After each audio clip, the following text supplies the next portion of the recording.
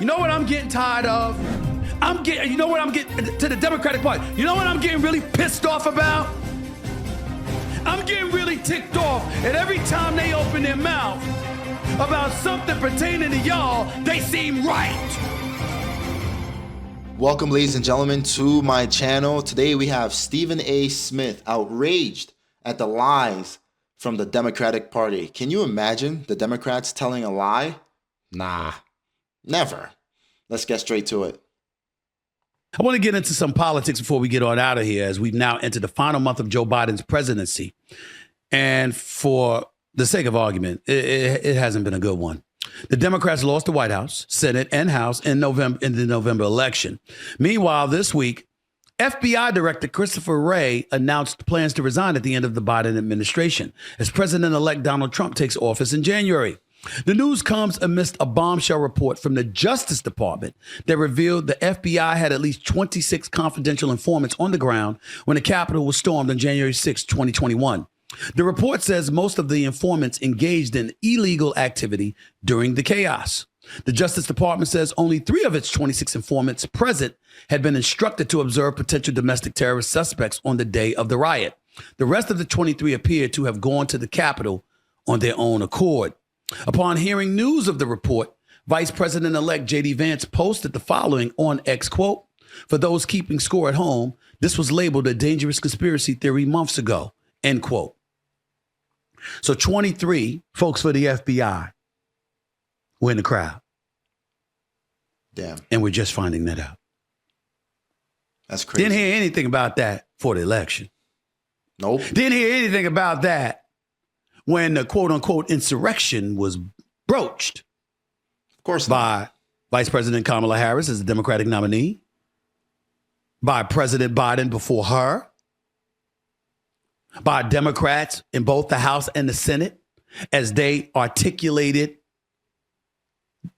the belief that Donald Trump was a danger to democracy and using this as a profound, illuminating bullet point to make that case.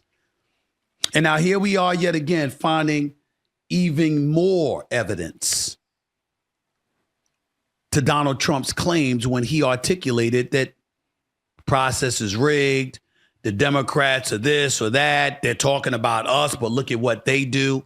We don't know all the details. It's a report. Justice Department comes out with this. That's not my big issue. My big issue is that I'm really, really sick and tired of every time I turn around finding something else that the Democrats have lied about or downplayed or misrepresented along the way. Where's the $1.5 billion that was given to the Democratic Party? Where is it? Where'd the money go? Why was Oprah given $2.5 million? Why was Al Sharpton's National Action Network given that much money? Before interviews, by the way. Why? I think it was $500K for the National Action Network. Why? I want to be clear. I don't have any problem with the National Action Network taking that money because they don't have a lot of money. I have more of a problem with Oprah taking $2.5 million when she's worth over $1 billion. That's wild. But speaking to us as if her heart and soul was so immersed in supporting Kamala Harris. Exactly. Well, why didn't you do it for free? Exactly. I'm just asking. I'm just asking these things because I think it's important. And I think that the time has arrived where we have to stop letting stuff go all the time, particularly when it comes to the left. I mean, I see Republicans like Megyn Kelly or Officer Tatum or Candace Owens or, you know, the Sean Hannitys of the world. You know what I'm getting tired of? What? You know what I'm getting to the Democratic Party? You know what I'm getting really pissed off about? Preach. I'm getting really ticked off at every time they open their mouth about something pertaining to y'all, they seem right. I would love to argue with Sean Hannity. How can I? Do you know what Sean Hannity used to do to me when I told him Kamala Harris had a chance? He'd laugh. Like literally, genuinely giggle. He'd go on TV and put on a straight face to y'all. You got to be concerned. This election could go either way. He laughed. He wasn't concerned about her. Before I called out Biden, he was calling Biden Sleepy Joe. What's percolating on social media today? Just go and look at it, y'all. Joe Biden is caught napping at an African summit in Angola for at least a full minute. They didn't say whether he was snoring or not. That's about all that was missing. But he was clearly asleep. I'm not going to pardon my son. I want to state for the record, I have no problem with him pardoning Hunter Biden.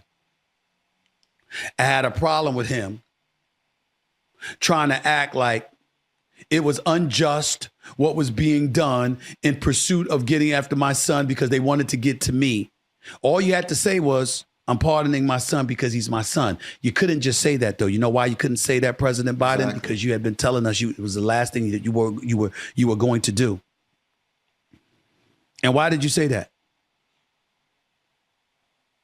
Why did Karine Jean-Pierre, remember how she said he will absolutely not pardon his son? It's all over social media right now. They kept saying it. It's everywhere. How many times did the Democrats tell us no one's above the law? No one's above the law. No one's above the law. Nancy Pelosi, Hakeem Jeffries. Yep.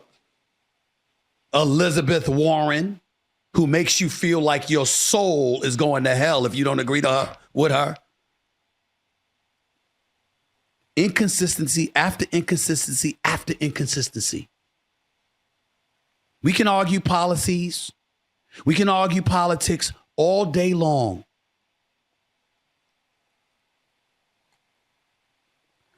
But the Democrats worked really, really diligently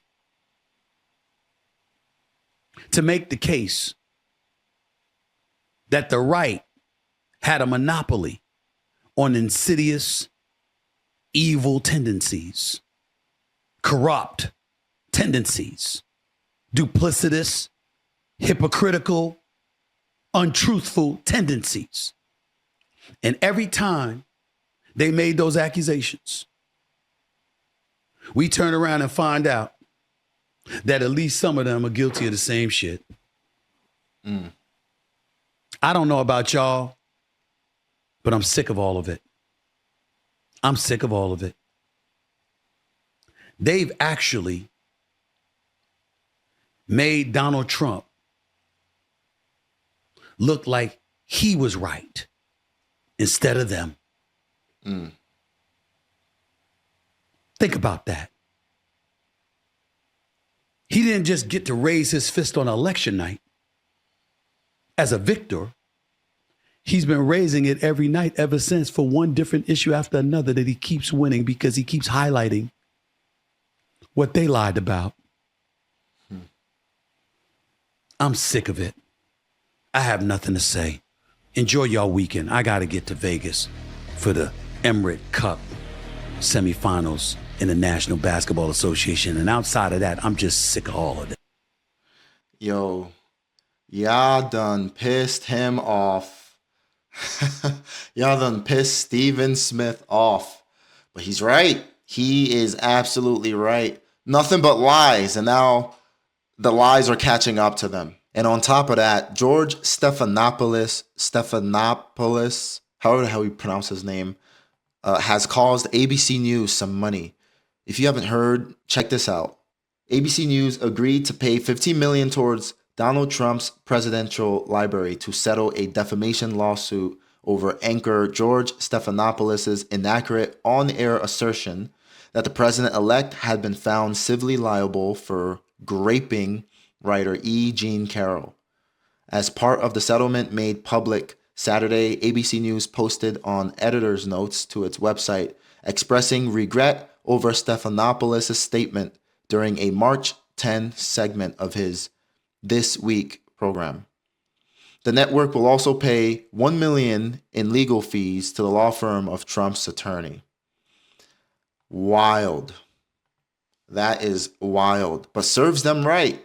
That's what they get. It's going down for the mainstream media. They're all pissed because their lies are catching up to them. Wait, you mean we can't just lie without someone trying to sue us for defamation, huh? Nah, fam. Shit was getting out of hand. And we, the real ones, knew all along and received a bunch of hate for it. I think this is just the beginning. I think during these next 4 years, a lot is going to be uncovered. But that's just me. If you like this type of content, smash that like button. Share this with your friends. It's about time for the public to start waking up. And hit that subscribe button. And I'll see you in the next one. Peace.